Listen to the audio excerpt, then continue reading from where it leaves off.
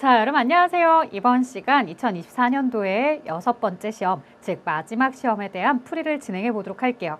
자, 지금 보시다시피 6회차 11월 23일 날 시행이 되었던 문제인데요.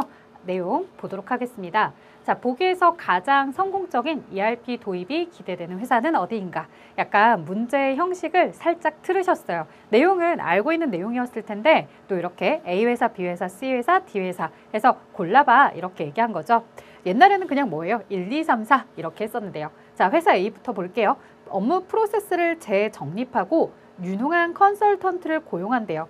ERP에 대해서 가장 성공적인 구축 요인에 대해서 물어보는 질문이었습니다. 업무 프로세스에 대해서 우리가 BPR을 하세요 라고 하죠. 비즈니스 프로세스 리엔지니어링. 그래서 다시 재정립하는 내용도 있었고 컨설턴트도 유능한 컨설턴트를 고용한다 라고 했기 때문에 A를 정답으로 하시면 됩니다. 자, 나머지에 대해서 보면은 IT 전문 지식이 풍부한 전산 부서 직원들로 구성된 도입된 TF팀을 결성합니다 라고 했는데 항상 얘기해요. IT 중심으로 진행하지 마세요 라고 늘 이야기합니다. 자, 전사가 다 참여할 수 있도록 하셔야 됩니다. ERP 구축 과정에서 실무 담당자 참여를 유도하기 위해서 경영자를 배제한다 라고 했는데요. 아니죠. 경영자까지 포함해서 모두가 다 참여를 한다. 회사 D는요, 현재 업무 방식이 최대한 반영되도록 업무 단위에 맞춰서 ERP 도입을 추진한다 라고 하는데, 자, 현재 업무 방식을 우리는 어떻게 할 거라고요? 혁신할 거라고요. 개정할 거라고요. 그렇기 때문에 현재 업무 방식이 최대한 반영되도록 한다는 건 곤란하다. 자, 현업을 중심으로 하기는 합니다. 그리고 또 하나 업무 단위라는 표현이 틀렸어요. 자, 혹시라도 현재 업무에 대한 방식은 아니지만 현업을 중심으로 진행을 합니다 라고 한다 하더라도 업무 단위라기보다는 통합해서 ERP를 추진합니다 라고 이렇게 진행을 하셔야 됩니다. 내가 가지고 있던 낡은 방식은 없애야 됩니다. 현재 업무를 중심으로 하는 건 맞지만 내가 하고 있던 방식을 고집하지 않으셔야 돼요. 그리고 나는 업무 단위별로 가지고 오는 게 아니라 통합된 방식으로 진행을 해주셔야 됩니다. 자, 그 다음 두 번째 갈게요. ERP 도입 전략 중 ERP 자체 개발 방법에 비해서 패키지를 선택하는 방법의 장점으로 적절하지 않은 것을 골라보세요 라고 했습니다. 커스터마이징은 최소화하도록 합니다. 커스터마이징, 주문 제작이죠. 내 멋대로 뜯어 고치는 걸 커스터마이징이라고 하는데요. 가급적이면 최소화하셔야지 너무 많이 뜯어 고치다 보면 산으로 갈 수 있더라. 자, 그 다음 검증된 기술과 기능으로 위험 부담을 최소화합니다. 검증된 방법론 적용으로 구현 기간에 대해서 최소화가 가능하다. 자, 그 다음 향상된 기능과 최신 정보 기술이 적용된 버전으로 업그레이드가 가능합니다 라고 해서 아무래도 패키지이기 때문에 패키지에 대해서는 우리가 직접 자체적인 개발자들과 개발팀이 없다 하더라도 우리는 ERP를 사용하는데 문제없이 진행할 수 있다더라 라고 이야기를 합니다. 그래서 아웃소싱을 주는 형태에서의 ERP 도입이 여기 있는 이런 패키지 도입하는 것과 아주 유사한 특징들을 가지고 있죠.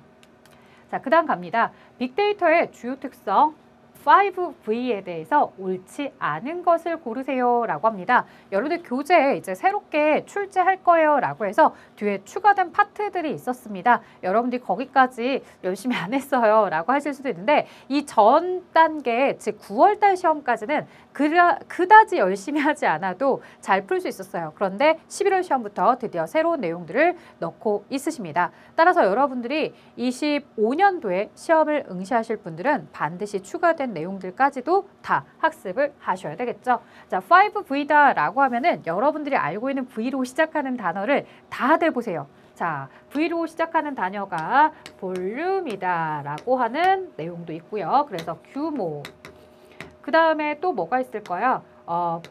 버라이어티, 다양성. 자, 그 다음에 벨로시티 해서 속도. 그 다음에 벨로시티 똑같아요. 거의 발음 비슷한데 진실성이라고 하는 건데요. 진실성은 정확성이다 라고 하는 내용이랑 똑같겠죠. 자, 그 다음에 마지막은 value. 예, 그래서 가치. 이런 내용들이 바로 5가지 V입니다. 그러면 다양성도 있고 규모는 없지만 속도 있고 정확성 있습니다. 그럼 나머지 규모와 가치만 빠진 상태이고 일관성은 해당성이 없는 거였죠. 자, 이렇게 주요 특성 5가지에 대해서 기억을 해주시면 좋겠습니다. 자, 다음 가겠습니다. 4번. 이 문제도 추가된 내용이었어요. 추가된 내용. 자, 제품의 공정, 생산 설비, 공장 등에 대한 실제 환경과 가상 환경을 연결하여 상호작용한대요.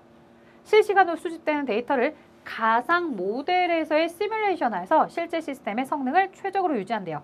자, 가상 환경, 가상 모델, 가상이라는 것은 바로 사이버 공간을 이야기하는 거죠. 여기서 사이버 공간에 대한 내용은 바로 사이버 물리 시스템이다 라고 해서 사이버 피지컬 시스템, CPS 이렇게 내용이 나와 있습니다. 아마도 이 형태의 문제들은 계속해서 여러분들 시험에 나올 수밖에 없을 겁니다. 자, 그 다음 갈게요. 수요 예측의 오차에 대한 설명으로 가장 적절하지 않은 것. 자, 우리는 시장에서 이 물건들을 누가 사줄 것인가, 이런 물건들을 필요로 할 것인가 라는 것에 대해서 수요라고 표현을 하면서 배웠습니다. 수요는 여러분들도 잘 아시다시피 나 이거 필요해서 살 거야 라고 할 때의 유효 수요다 라고 하는 것과 그 다음에 이거 진짜 이쁘다 사고 싶은데 있으면 좋겠어 라고 이야기하는 잠재 수요다 라고 하는 것까지 같이 합쳐서 수요를 우리는 예측해 주는데요. 자, 이런 수요를 예측할 때 정확하면 좋겠지만 100% 정확하기는 어렵더라. 따라서 이런 수요를 예측한 부분에 대해서는 반드시 오차가 발생할 수밖에 없을 텐데 이런 오차에 대해서 오차 범위를 최소화시키는 게 우리가 앞으로 나아가야 될 방향성이다 라고도 하죠. 자, 오차 발생 확률은 예측하는 기간이 길어지면 높아진다라고 이야기를 합니다. 자, 우리 그런 거 얘기해 볼 수 있어요. 24년도 여름은요, 정말 더웠어요. 그러면 23년도에 만약에 24년도에 에어컨 판매량이 얼마나 될 것 같아 라고 예측을 한다거나 혹은 20년도쯤에 에어컨 판매량은 어느 정도 될 것 같아 라고 했을 때 24년도에 정말 무더위가 있어서 에어컨의 판매량이 폭증할 줄, 아무도 폭등할 줄 몰랐었을 거예요. 그때 예측을 했다고 했을 때 뭐 23년도나 22년도나 다 비슷비슷하지 않을까요? 라고 이렇게 생각을 했겠죠. 오히려 아니 20년도부터 다들 에어컨들을 이제 가격도 어느 정도 상용화 될 만큼 정말 가격이 낮아졌으니까 그만큼 이제 구매량이 좀 떨어지지 않을까요? 다들 다 구매한 상태니까 구매 안 할 것 같아요. 이렇게 예측을 할 수도 있는 거겠죠. 자, 하지만 24년도에 예측을 해보세요. 24년도에 이 5월 달부터 예측을 하는 거예요. 아니 5월인데 왜 이렇게 더워? 그럼 7월, 8월에는 미친 듯이 덥겠구나. 그럼 에어컨 판매량이 어느 정도까지 뚫고 올라가겠구나 라고 예측을 했을 때 그 예측을 맞추기가 쉽겠죠. 그래서 20년도에 24년도에 판매량을 예측하는 것보다는 24년도 5월에 24년도 7, 8월의 판매량을 예측하는 것이 훨씬 더 뭐 할 수밖에 없겠더라. 이게 정확할 수밖에 없겠더라. 그러니 오차 발생 확률에 대해서 이야기할 때는 예측하는 기간이 길어지면 길어질수록 오차의 발생 확률은 오차는 높아질 수밖에 없구나. 짧아야 오차가 줄어들겠구나. 자, 수요가 안정적인 기간보다 불안정한 기간의 예측 적중률이 높아진다? 아니죠, 여러분들. 1년 내내 4계절 동안 판매되는 것들에 대해서 이렇게 수요가 안정적인 것들은 어느 특정 구간에서만 필요로 하는 내용들보다는 아무래도 적중률은 높아질 수밖에 없습니다. 따라서 2번이 틀렸다. 되려 수요가 안정적인 기간에 있는 것이 뭐한다? 적중률이 더 높아질 것이다. 불안정한 기간의 예측 적중률은 낮다라고 이야기를 하셔야 되겠습니다. 자, 영속성이 있는 상품이다 라고 나왔는데요. 여러분들 영속성 항상 어려웠잖아요. 이렇게 한번 생각을 해볼까요? 영속성, 영원한 속성이 있다, 영속성이 없다 라고 한다는 건 영속성이 없다라는 것은 여러분들 뭘 가지고 얘기했다? 영원하지 않다. 즉, 한 번 쓰면 사라지는 것들. 일회용품 생각을 해보세요. 자, 독감에 대해서 우리가 진단하는 진단 키트 같은 거 생각을 해보세요. 한번 코 찌고 나면 그대로 시약을 버려야 되는 거죠. 그 독감에 대한 키트는 버려지게 될 거예요.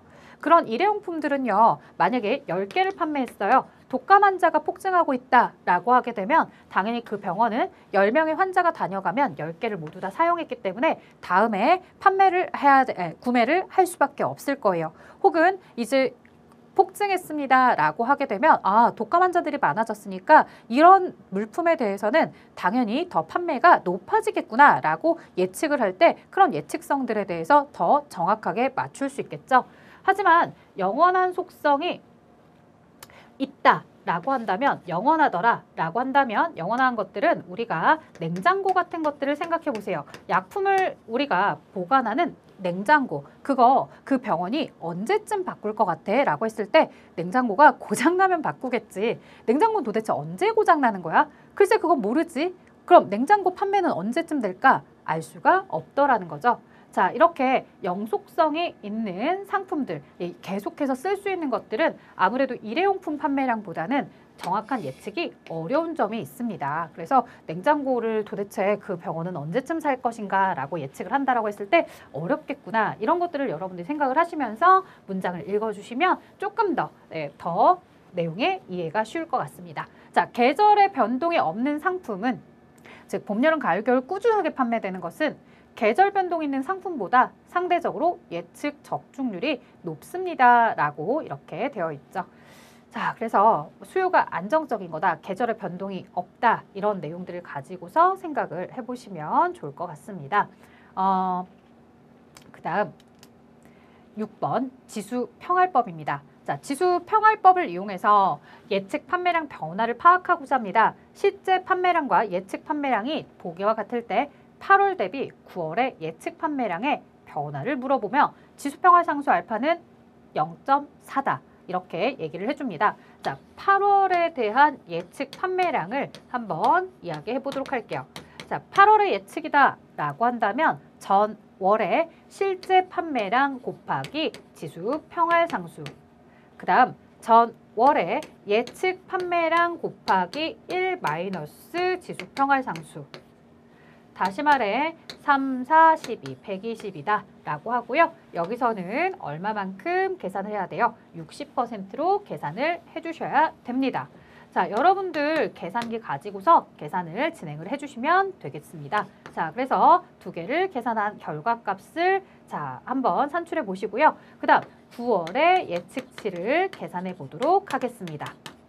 자, 9월의 예측치 같은 경우에는 8월에 뭘 가지고서 이 8월에 실제 판매량이다 라고 하는 400에다가 그 다음에 0.4, 그리고 8월 달에 실제 판매량은 나왔죠. 8월에 예측 판매량을 가져다가 여기에 놓고서 곱하기 0.6 이렇게 진행을 하셔야 됩니다. 자, 그러면 여기 A의 8월의 판매 예측, 그 다음에 여기 B 9월의 판매 예측에 대한 차이를 계산해 주시면 되겠죠. 자, 그러면 마저 계산기를 이용해서 진행을 해보도록 할게요. 350 곱하기 0.6. 네, 제가 암기를 잘하면 좋겠는데 암산을 잘하면 좋겠는데 사실 쉽지가 않네요. 자, 이렇게 예측을 해보니까 120 더하기 210이다 라고 해서 330이다 라고 계산을 하게 되겠고요. 자, 그 다음 여기 330이 와주겠죠. 자, 여러분들이 계산기를 좀 이용할 줄 아는 친구들은 이렇게 계산도 합니다. 400 곱하기 0.4 m 플러스 330 곱하기 0.6 m 플러스 mr 이렇게 하시면 358이다 라고 나옵니다. 자, 330과 358의 차이는 28이고요. 28만큼 어떻게 되었다? 증가하고 있다 라고 하셔야 되겠죠. 이 8월의 예측치와 9월의 예측치에 대해서 이런 식으로 지수평활법을 가지고서 계산을 해보셨습니다. 자, 이 내용들은 여러분들이 공식만 기억하고 있었다고 한다면 어렵지 않게 구할 수 있었을 건데, 다만 과거에는 몇 개냐 이렇게 이제 수량을 물어봤다고 한다면 지금은 8월 달 거, 그 다음 9월 달 거 두 개의 예측치를 가지고서 차이를 계산하도록 하는 거라서 조금 어렵게 느껴졌을 수도 있겠네요. 자, 7번 갑니다. 영업사원별 판매 할당에 대한 설명으로 적절한 것 이렇게 물어봤어요. 자, 목표 매출액을 할당하는 단계에서 가장 먼저 설정이 된다. 영업 거점의 목표 매출액은 영업 사원별로 배분이 된다. 세분에 대한 지역과 시장에 대한 목표 매출액을 적절하게 배분하는 활동이다. 과거 판매액, 판매 수주 경향, 목표 수주 점유율, 고객의 영업 전략 등을 고려한다 라고 되어 있는데, 자, 말 그대로 영업 사원별 판매 할당입니다. 여러분들 이걸 어렵게 꼬아서 갈 필요는 없겠죠? 영업 사원별로 배분이 된다 라고 이렇게 연결해서 기억을 해주시면 됩니다. 자, 나머지 판매 할당들에 대해서는 여러분들 교재를 통해서 정리를 해보시면 좋겠습니다. 영업 사원별이었기 때문에 영업 사원별로 배분한다. 이렇게 연결을 해서 기억합니다. 자, 이제 원가 가산에 대한 코스트 플러스 방식에 따라서 소매가격 10,000원으로 소매가격 10,000원으로 결정했다. 여기 괄호에 있는 소매업자의 이익을 구하세요 라고 하는데, 자, 우리가 보통 계산을 할 때요, 공장의 제조 원가가 나옵니다. 자, 제조 원가라고 하면은 뭐 직접 재료비, 직접 노무비, 경비 이런 것들을 더해서 계산을 할 테고, 그 다음에 이 생산자에 대한 뭐를 더하게 되냐면 영업 비용, 영업비를 더해주고, 그 다음에 생산자의 이익을 더해주죠. 생산자 이익. 자, 이렇게 하면은 생산자가 판매하는 생산자 가격, 생산자 가격이 나옵니다. 자, 물건의 판매 가격이 나오는 상태에서 이제 이걸 가지고서 도매업자가 매입을 하는 거죠. 이게 바로 생산자가 판매한 가격, 생산자 가격을 도매업자가 매입하는 매입 원가라고 표현을 해준 겁니다. 이 도매업자는 자신의 도매 매입 원가 4,000원에다가 플러스 자신의 영업비를 더해 주셔야 됩니다. 도매업자의 영업비는 1,000원이었네요. 그 다음에 도매업자의 이익 2,000원을 더해 줍니다. 자, 이렇게 더해진 값, 이게 바로 도매업자가 판매하는 도매 가격이 되죠. 도매업자가 판매하는 도매 가격은 지금 보시다시피 세 가지를 다 더한 7,000원이 됩니다. 자, 이 도매업자의 도매 가격, 이 도매업자가 도매 가격이다 라고 부르는 것들은 소매업자가 매입할 때의 매입 원가를 의미하기도 합니다. 이 금액이 7,000원이었다 라고 하는 거죠. 자, 그러면 이 소매업자에 대한 영업비 얼마냐 라고 한다면 소매업자 영업비 1,000원이더라 라고 나와 있는 상태이고, 그러면 소매업자의 이익이 얼마냐 라고 했을 때 이걸 궁금해한다. 나는 이렇게 해서 소매 가격이다 라고 하는 소매업자의 판매 가격을 계산해 준 것이더라. 자, 그러면 여기 보시다시피 7,000원에다가 1,000원을 더해서 8,000원, 10,000원을 받을 거니까 2,000원. A는 즉 이익은 얼마만큼 2,000원에 대해서 이익을 붙여라 라고 여러분들이 정리해 주시면 되겠습니다. 자, 이런 식으로 생산자 가격부터 시작해서 도매 가격, 소매 가격에 대한 내용 정보들을 두고서 이들이 매입한 원가에 영업비와 이익을 붙여서 이런 식으로 진행하고 있구나 라고 계산을 하는 거죠. 자, 이제 효율적인 매출 채권 관리를 위한 활동으로 옳지 않은 것은 이렇게 물어봅니다. 자, 매출 채권이다 라고 하는 것은 외상 매출금이다, 받을 어음이다 라고 해서 회사가 외상으로 매출한 대금인데요. 이 외상 매출 대금에 대해서는 당연히 회사가 회수를 해야 된다는 목표를 달성해야 됩니다. 자, 이런 효율적인 외상 매출금 관리를 잘 회수하려면 내가 외상으로 매출을 해야 되는 그 거래처들의 신용도를 파악해 주셔야 됩니다. 그 거래처에게 어느 정도에 대해서 내가 물건을 외상으로 팔 수 있느냐, 신용도 100%인 거래처랑 신용도가 10%인 거래처에 대해서 내가 함부로 그럴 수가 없더라는 거죠. 신용도 100%인 쪽에다가 좀 더 많은 물건을 외상으로 매출할 수 있지만 신용도가 낮은 회사에게는 외상으로 물건을 매출하기가 어렵습니다. 자, 거래처의 신용 한도를 설정하세요 라고 되어 있는데, 신용 한도를 설정하라는 것은 어떤 걸 가지고서 얘기할까요? 거래처의 신용도에 따라서 얼마까지 외상으로 매출해 줄 수 있는지 우리가 그 한도를 결정해 주는 거죠. 자, 세 번째, 회사의 자금 조달 기간을 파악하자. 자, 이거 주의하셔야 됩니다. 이거는요, 각각의 거래처들의 여신 한도를 설정할 때 생각을 한다기보다는 회사 전체에 회사가 얼마까지 물건을 외상으로 팔아도 되느냐라고 하는 이 회사 전체적인 내용에서의 여신한도나 이런 것들을 고민할 때 쓰는 방식이죠. 자, 그렇기 때문에 이 거래처와 관련된 매출 채권에 대해서 효율적인 매출 채권 관리와는 관계가 없더라. 자, 외상 매출 대금 회수 계획이나 관리들은 모두 다 이런 매출 채권의 관리를 위한 활동으로 보셔야 됩니다. 자, 그래서 회사 전체에 대한 여신한도가 얼마인지를 고민할 때 저런 자금의 조달 기간을 파악해서 진행하는 방식이 제일 처음에 교재 앞쪽에 나오고 있었고요. 그 뒷부분으로 가게 되면 내가 각각의 거래처들의 신용도나 거래처에게 얼마만큼의 외상으로 물건을 줄 건지 이렇게 경쟁사와 비교해서 경쟁사를 따라가는 방식도 있고 아니면 내 자체적으로 그 거래처에 대해서 과거의 이익률이나 뭐 이런 걸 통해서 내가 회수하는 금액을 생각하면서 외상으로 얼마나 매출하면 될지 거래처마다 각각 지정하는 방식이 따로 있다라고 이야기를 해드리죠. 자, 10번 갑니다. ABC 분석입니다. 자, 우리가 ABC 분석은 모든 고객에게 똑같은 정성을 쏟는 것이 아니라 우리 백화점이나 이런 데 보고 카드 회사도 그렇듯이 VVIP라는 걸 따로 정해놓고서 진행을 하는 게 있더라. 자, 왜냐? A 고객이 전체 매출의 7, 80%를 차지하고 있더라.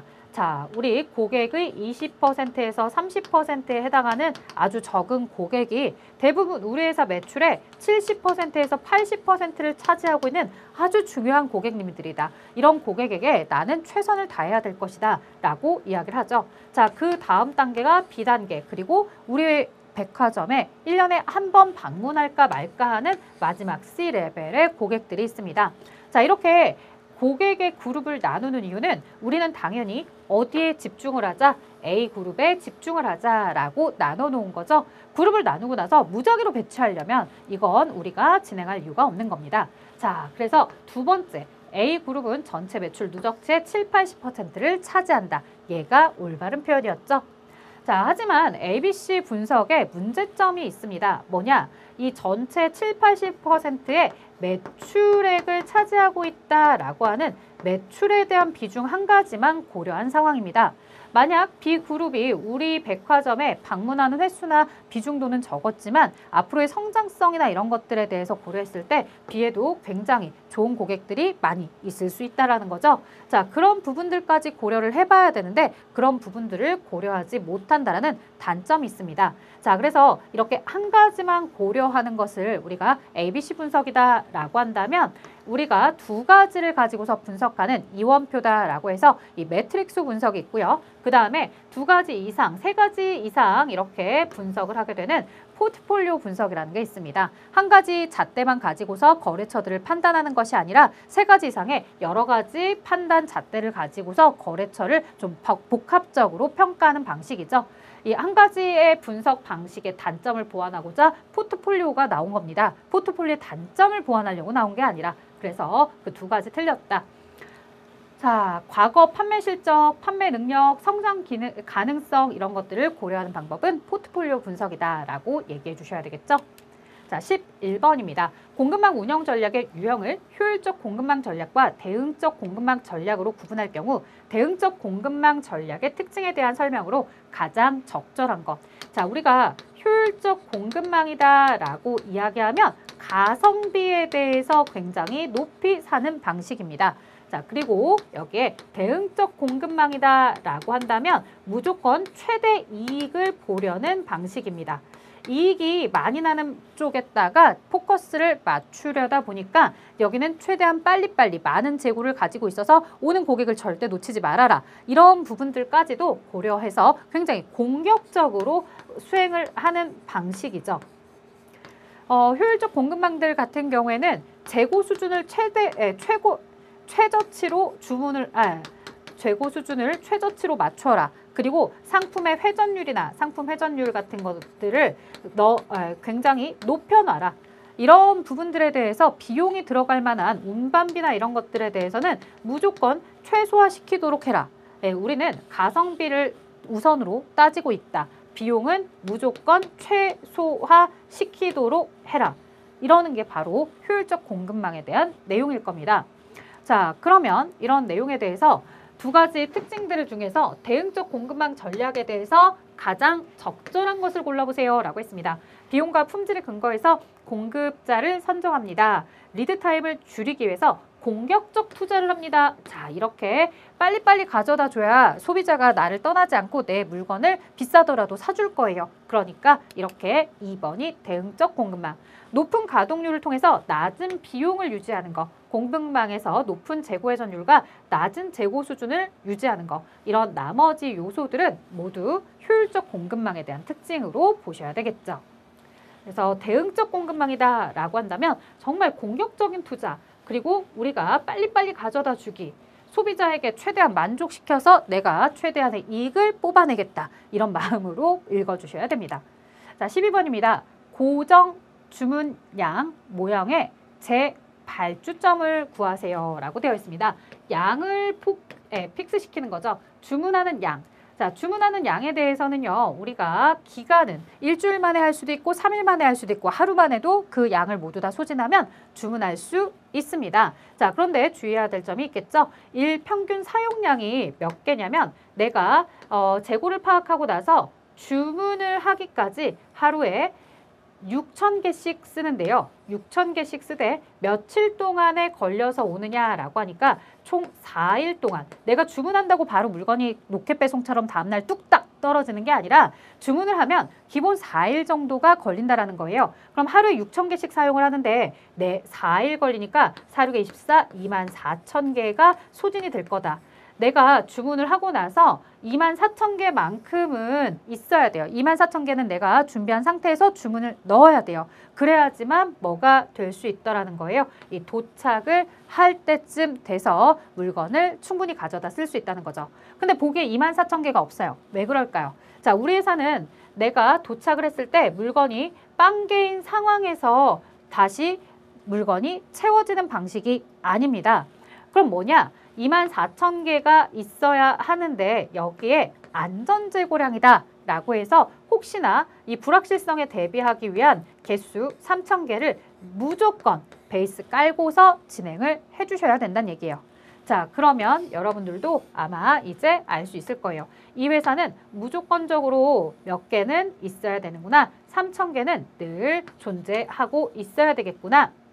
처음에 이들과 관련해서 몇 개씩 있다가 24,000개가 있다가 4일 정도 지나게 되면 그래서 전체 몇 개? 24,000개가 아닌 27,000개가 있는 지점에서 이렇게 24,000개만큼이 소요가 되는 거구나. 하루에 6,000개씩 6,000개씩 늘 빠지게 될 거구나. 6,000개씩 6,000개씩 이렇게 빠지다 보면은 나중에 4일차에 가서 6,000개는 모두 다 소진이 되고 나면 여기에 안전재고량 3,000개가 있을 때 다시 재고가 채워지게 될 거라는 거죠. 재고가 채워질 때 여기까지 재고가 채워졌다가 다시 또 재고가 떨어질 텐데 어느 지점? 여기 27,000개 지점쯤 되면은 다시 또 회사는 주문을 하게 될 겁니다. 그래서 여기서 우리가 또 27,000개쯤에서 주문을 하게 되면은 어떻게 되겠어요? 6,000개, 6,000개, 6,000개, 6,000개 이렇게 쓰면서 우리 지금 안전재고량인 3,000개 지점까지 되면은 다시 또 재고가 채워지게끔 이렇게 진행을 하게 된다라는 거죠. 자, 이런 내용들에 대해서 바로 고정 주문량이다라고 이야기를 하는 겁니다.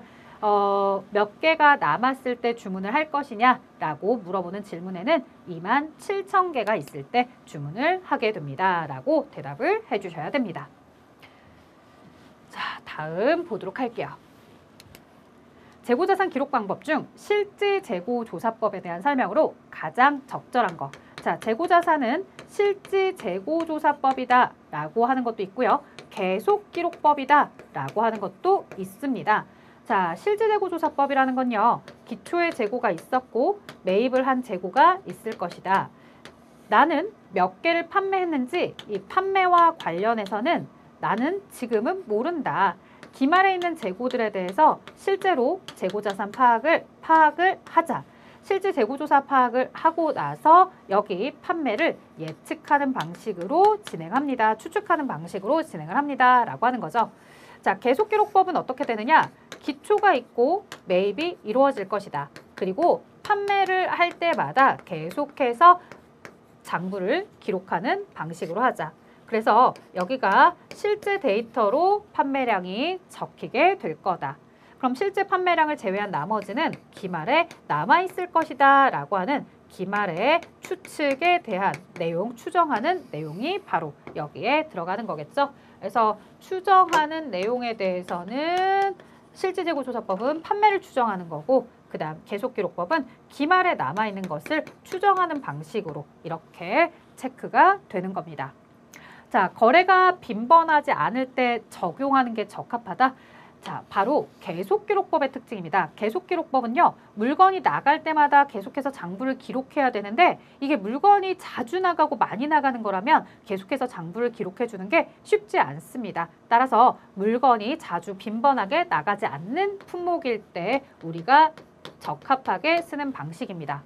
자, 기말 재고로 파악되지 않은 수량은 매출된 것으로 간주합니다. 자, 기말에 실제 내가 파악이 되지 않은 것들은 모두 다 팔았어 라고 추정하는 방식으로서 얘가 바로 실질재고조사법이죠. 자, 재고자산의 입출고 시에 재고의 증감과 금액을 일일이 계속해서 장부에 기록하는 방법입니다 라고 해서 계속기록법. 감모 손실이 기말 재고 수량에 판매되지 않으므로 실제 재고 수량보다 기말 재고 수량이 많을 수도 있다. 다시 말해 우리가 계속기록법들은 판매하는 양을 제외하면 나머지 모두 다 기말에 남아있을 것이야 라고 얘기한 거예요. 그래서 100개 중에 70개가 팔렸으니까 30개가 남아있을 것이야 라고 추정을 하는 거죠. 근데 알고 보면 실제로 27개밖에 없더라는 겁니다. 아니, 3개는 어디 갔어? 3개에 대한 행방은 어떻게 된 거야? 라고 했을 때 이거 깨졌어. 이거 파손됐어. 이거 도난당했어. 이런 식으로 사라졌을 이 3개에 대해서 파악하지 못하고 이 감모 손실도 모두 기말에 남아있어 라고 기말 재고 수량으로 파악하는 오류를 범할 수 있더라는 거죠. 이 계속기록법의 특징이었던 겁니다. 자, 다음 내용으로 또 넘어가 보도록 할까요? 자, 14번입니다. 창고 배치 레이아웃의 기본 원리로 가장 옳지 않은 것은? 자, 우리가 창고에다가 물건을 넣어두게 될 텐데요. 만약 여기가 창고의 입구다 라고 한다면 입구 가까운 곳에 무거운 물건, 아래쪽에 무거운 물건, 위험한 물건들을 입구 가까운 곳에다가 넣어라. 그 다음에 렉이나 이런 것들을 통해서 선반에 잘 쌓아 올려라. 그리고 우리가 카트를 끌고서 창고에 들어갔을 때 오른쪽, 왼쪽에서 물건을 수거할 수 있도록 이런 통로 규칙을 가지고서 진행을 해라. 그래서 직진해서 이렇게 돌아오게끔 창고를 만들어놔라. 뭐 이런 이야기들을 하게 되는 거죠. 그리고 만약에 갔다가 다시 돌아오고 이렇게 하지 않게끔, 역행하지 않게끔 창고의 동선 등을 잘 지켜두셔야 됩니다. 물건의 취급 횟수는요, 증가시키면 안 됩니다. 여러분들 왜 과일 장사 아저씨가 과일에 대해서 자꾸 손으로 만지면 어떻겠어요? 그 과일의 상품성이 떨어지면서 굉장히 정상적인 가격을 받을 수가 없겠죠. 가급적이면 그렇게 소중하고 중요하고 혹은 내가 물건들에 대해서 자주 만지지 않도록, 그래서 그 물건의 형태가 변형이 없도록 우리는 취급 횟수를 최소화시켜야지만 최상의 상품들을 판매할 수 있을 겁니다. 자, 나머지 내용들을 보시면 이 역행 교차는 피해야 된다. 즉 역으로 가는 우리 역주행 같은 거는 하지 않도록 해야 되겠고요. 물품, 통로, 운반기기, 사람 등의 흐름의 방향은 직진으로 계속해서 나아갈 수 있도록 이렇게 짜도록 되어 있습니다. 하역 운반기기나 렉, 통로 등에 대한 모듈화, 규격화를 통해서 작업 효율을 높여주셔야 되겠죠. 자, 15번입니다. 입고 업무 프로세스에 대한 설명으로 보기 안에 들어갈 용어를 짝지으세요 라고 합니다. 자, 구매, 주문, 요청이 들어옵니다. 여러분들 프로그램에서 청구 등록이다 라고 해서 저 이것 좀 해주세요, 사주세요 라고 이야기를 하죠. 자, 그러면 입고되는 부분에 대해서 우리가 청구를 하고 나서 발주까지 진행을 하게 됩니다. 자, 이런 주문 요청에 대해서 청구하고 발주하게 되면 입고가 됩니다 라고 하게 되면 입고될 거야 라고 했을 때 입고 통보가 되면 그 입고되는 물품에 대해서 언제 입고가 될 거며 그리고 입고된 이후에 어떻게 절차를 가져갈 건지 어떤 담당자가 진행할 건지 계획을 수립하게 됩니다.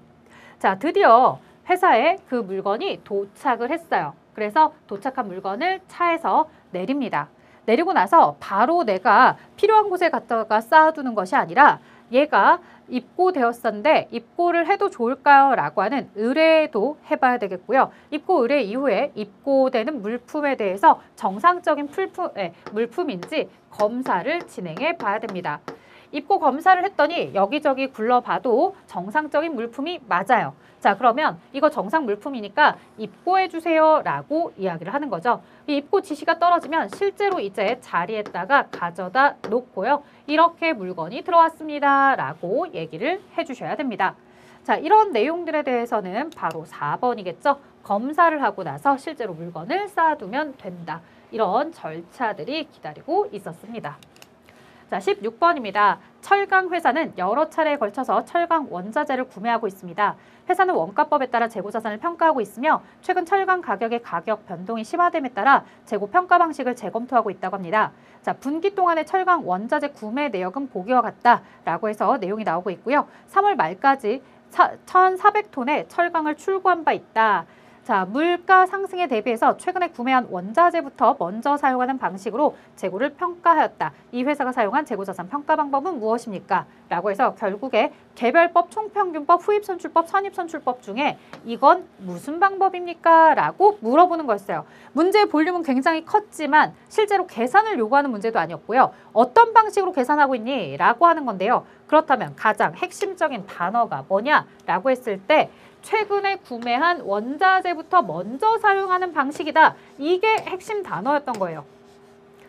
자, 물류 2급에서 어마무시하게 어려운 문제를 낼 일이 없어요. 이게 1급이 아니기 때문에 굳이 이들에 대한 원가를 구해라 라고 할 필요가 없더라고요. 그리고 물가가 상승했을 때 이익이 가장 많이 나는 게 뭐냐, 원가가 가장 큰 게 뭐냐, 이런 걸 물어볼 필요도 없이 최근에 구매한 원자재부터 먼저 사용한다 라고 이야기를 했어요. 그러면 이 1,400톤에 대해서는 언제적 거를 먼저 1순위로 가져가야 돼요. 3월 15일 거 600톤을 먼저 가져가야 되겠죠. 그리고 나머지 800톤에 대해서는 그 직전에 있었던 이렇게 75만 원에 구했던 800톤을 사용하게 될 겁니다. 자, 만약에 매출원가를 물어봤다고 한다면 3월 15일 날짜에 80만 원과 그 다음 75만 원 이렇게 더해서 1,555만 원이다 라고 이렇게 얘기를 155만 원이다 라고 대답을 했을 겁니다. 그런데 그런 질문이 아니라고요. 그냥 가장 최근에 있었던, 구입했던, 최근에 직전에 구매했던 물건에 판매하는 방식은 뭐냐? 나중에 들어온 게 먼저 팔리는 방식입니다 라고 해서 얘는 후입선출법 방식이었어요 라고 여러분들이 대답만 해주면 되는 문제였습니다.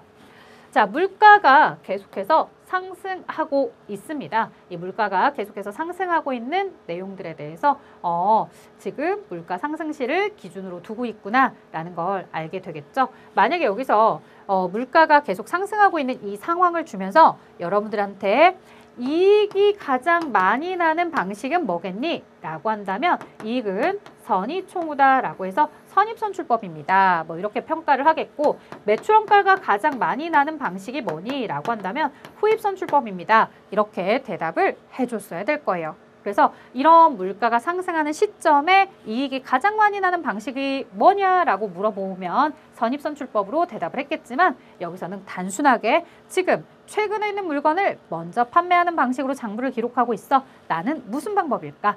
후입선출법 방식을 설명하고 싶었구나. 자, 17번 갑니다. 원가 구성 요소에 대한 설명으로 가장 옳지 않은 것. 간접비는 다수의 제품의 제조 과정에 공통적으로 소비된 내용입니다. 라고 되어 있죠. 직접비와 간접비에 대해서 언급을 하고 있습니다. 고정비는 조업도의 증가, 감소와 상관없이 항상 전체 총 비용이 일정하게 지출이 되는 거고요. 변동비는 조업도가 변동함에 따라 총 원가가 비례적으로 변하는 원가입니다. 자, 그렇다면 마지막 4번 판매원가. 판매원가는 제조원가 및 판매비 및 일반 관리비, 여기에 이익을 더했다고요? 판매비와 일반 관리비까지만 더하셔야죠. 여기에 이익을 더해주면 판매 원가가 아니라 판매 가격, 즉 매출액이 되는 겁니다.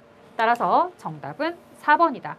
판매 원가다라고 하면 제조 원가와 판매 관리비 정도만 더해라. 거기에 이익까지 더하면 이거는 매출액인 거다라고 하는 거죠. 그래서 여러분들이 회계를 먼저 접한 친구들은 이런 걸 알고 있어요. 매출액 마이너스 매출 원가는 뭐가 됩니다? 매출 원가는 매출 총이익이 됩니다. 라고 이렇게 이야기를 하죠. 그래서 매출액에 대해서는 물건의 제조 원가나 판매 관련된 비용들을 다 더해서 하는 걸 이야기한다. 이익과 원가가 더해지는 건 매출액이다. 자, 비가격 경쟁에 의한 가격 유지 방법이요. 즉, 비가격 경쟁은 가격에 대해서 손을 대지 않으면서도 사람들이 꾸준하게 그 물건을 그 가격으로 소비하게끔 하는 거죠. 자, 그러려면 우리가 뭐부터 좋아져야 되냐면 우리 아무리 비싸도 나는 그 물건 그냥 계속해서 쓸 거야 라고 했을 때 뭐가 그렇게 좋아 라고 하면은 브랜드 이미지가 좋아 라고 이야기를 하는 거죠. 자, 예를 들어서 스타벅스 가격이 떨어지지 않고 계속해서 4,500원에 아메리카노를 팔지만 사람들은 스타벅스를 소비해요. 왜? 자신의 머릿속에 브랜드 이미지가 굉장히 고급화되었게 아니면 굉장히 나의 트렌드를 잘 반영한 것 같고 나의 색깔을 뭔가 표현해 줄 것 같은 그런 브랜드 이미지가 있기 때문에 사람들이 좋아한다는 거예요. 그러면 계속해서 스타벅스는 그 브랜드 이미지만 잘 유지해도 굳이 커피의 가격을 떨어뜨리지 않고서도 뭐 할 수 있다라는 거예요. 그 가격으로 판매가 가능하다라는 거죠. 절대 스타벅스는 커피의 가격을 내리지 않는다라고요. 계속 그 가격을 유지해 갈 거예요. 커피 가격이 좀 떨어질만 한다면 뭐예요? 신제품이라는 것들을 계속해서 비싼 가격으로 내면서 내가 이 아메리카노를 4,500원에 판매하고 있는 것은 지극히 정상적인 수준의 가격이야. 이렇게 사람들에게 어필을 해주겠죠. 자, 그래서 신제품 개발력으로 새로운 가치를 제공하면서 기존에 있는 물건들의 가격 할인을 하지 않고 여전히 동일한 가격으로 판매가 될 수 있게끔 해준다거나 브랜드 이미지에 대해서 좋게 진행을 한다라는 거죠. 자, 혹은 그 외에도요. 유리한 지급 조건으로서 관심을 유도한다거나 현금에 대해서 결제했을 때 포인트를 준다거나 뭐 이런 식으로 얘기를 하지 절대 가격을 다운시키지는 않습니다. 자, 원가 절감으로 시장 점유율의 확대는 비가격 경쟁이라고 보기는 어렵죠. 자, 그래서 비가격 경쟁이라는 것은 특별한 할인 제도를 쓰지 않았음에도 가격을 다운시키지 않았음에도 불구하고 꾸준하게 그 물건이 계속해서 소비자들에게 정상적인 가격으로 판매가 되게끔 하기 위해서 어떤 방식으로 유도하게 될 거냐 이런 고민들을 해보는 내용이었습니다. 자, 19번입니다. 본사 집중 구매가 유리한 품목으로 가장 적합한 것을 모두 나열한 것은 이렇게 물어봤어요. 자, 본사에서 구매할 때랑 그 다음에 지역별로 구매할 때랑 차이점들이 있습니다. 자, 본사는 구매팀이 있어요. 그래서 비싼 물건이라거나 대량의 물건이라든가 이런 것들에 대해서 좋은 품질의 물건을 사고 싶다고 한다면 누가? 본사에서 한꺼번에 구매를 해주는 겁니다. 자, 그런데 지역별 품목들은 뭐예요? 아주 긴급한 수요가 있거나 혹은 소량으로 구매를 하거나 아니면 지역적인 특색을 가지고 있는 물건에 대해서는 각각의 지역에서 구매하는 것이 훨씬 더 좋겠더라.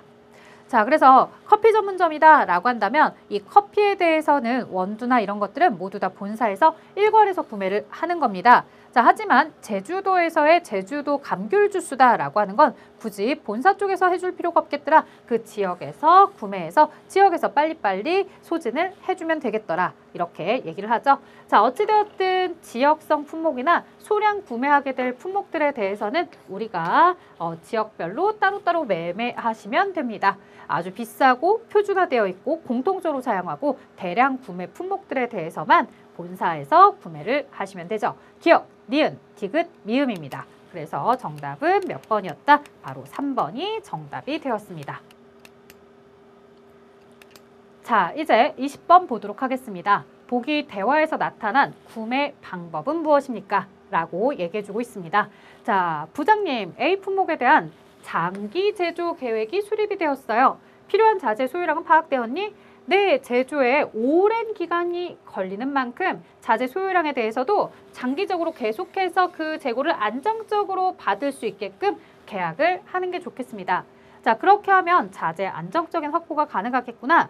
저렴한 가격으로 충분한 수량을 장기에 이렇게 계약하는 건 바로 장기 계약 구매겠죠. 자, 수시 구매는 그때그때 필요할 때마다 수시로 구매하는 상황들을 얘기하는 거겠고요. 일괄 구매는 우리가 문구류 얘기해서 오피스 디포 이런 거 얘기했었습니다. 내가 필요한 사무용품들을 한꺼번에 구매해 오는 거고요. 투기 구매 이런 것들은 나중에 이 재료의 가격이 폭등할 것으로 혹은 상승할 것으로 미리 예측을 하고서 지금 가격이 낮을 때 많이 구매해 놓자라고 하는 방식이 바로 투기 구매다라고 이야기를 하는 거였죠.